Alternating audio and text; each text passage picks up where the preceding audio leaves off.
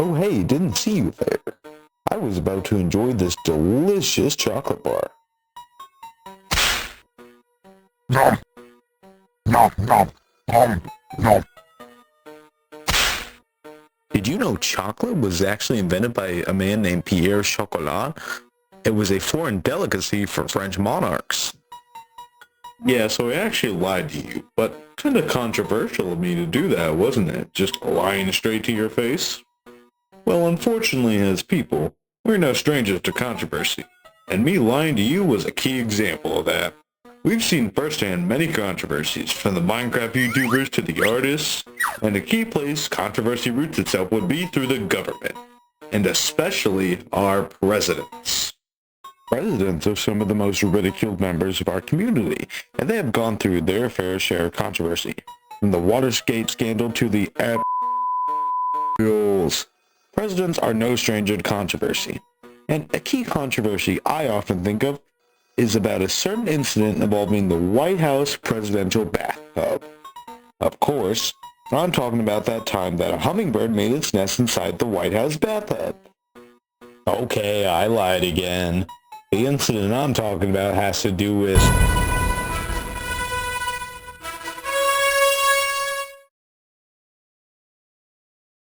William Howard Taft was the 27th president, serving his single term from 1909 to 1913. During his presidency, he accomplished several things, including supporting the passage of the 16th and 17th Amendments. However, looking back on Taft's legacy, all he is remembered for is that he got stuck in the presidential bathtub. A single controversy can alter the narrative of the good things a person has done. Let's take, for instance, someone like EDP. They did things people enjoyed prior, but now they are only known for this one particular event, and Taft is the exact same. The story goes that Taft was taking a bath in the presidential tub. He went about as normal, enjoying his bath. Eventually, he was finished and tried to get out of the tub when he discovered he was stuck in the tub.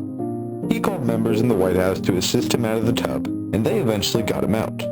Shortly after this incident, he ordered for a new, larger bathtub to be built, so this incident wouldn't repeat itself. But you want to know the funny thing?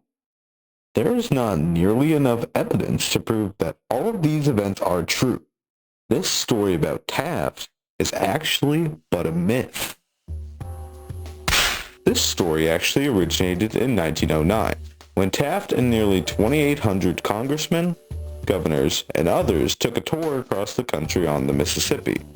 From St. Louis all the way to New Orleans, Taft's massive ship was known as the Oleander. Most of the rooms on the ship were of standard size, all those but Taft. His room on the ship featured larger furniture, but the only exception to this was his bathtub, which was of standard size to all the other rooms. Because of this, the story then spread among those on the ship that Taft would often get stuck in his tub and had to be assisted out. Several years later, in 1926, well after Taft was out of office, the ship continued to do tours up and down the Mississippi. One day, the ship picked up an explorer and writer by the name of Lewis Freeman. Freeman was then given the very room Taft had stayed in 17 years prior. The rumor was then spread to Freeman that Taft had gotten stuck in that tub years prior and had to be pried out by 4 others on the ship. Years later, Freeman then wrote his account of the ship and the story told to him about Taft. That's just the thing though. All of the accounts given to Lewis are stories and rumors. There's no factual evidence that can prove that this actually happened. No White House memoirs or accounts prove that Taft actually got stuck in that tub. This narrative that everyone remembers Taft for all stems from Freeman's account of what he experienced on the ship all those years later. Then, this story was relayed in the White House memoirs 42 years in the White House, 5 years later. This game of telephone of sorts has been restated many times, but there exists no contemporary evidence to show that this actually occurred. Other stories involving tubs have occurred, such as when he stayed in a hotel in Cape May. When Taft got into the tub, it overflowed and dripped onto the guests down below. Although stories like this one exist and have been proven true, there is not insurmountable enough evidence to prove that Taft got stuck in the tub. I mean, hell, even the details of where he got stuck has been changed. The common narrative is that he got stuck in the White House bathtub, and afterward got this tub replaced with a larger one. However, as we've seen, this incident, if it did occur, didn't even occur in the White House. All this begs the question, why is this the accepted narrative of William Howard Taft? It is my belief that it is how we view important people. All we remember about the person is the major thing that happened to them. We remember someone like the Little Caesar CEO for making pizza, but that fact undershadows all the great things he did as well.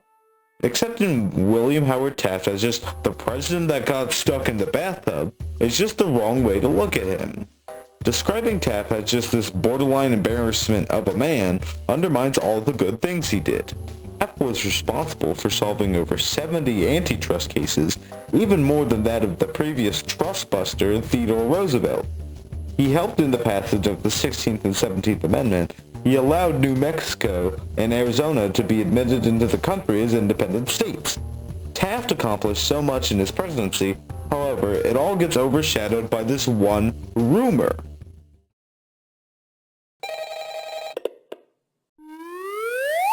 You know, to be honest, when I started with the discussion, I went in with the mindset that the bathtub incident occurred.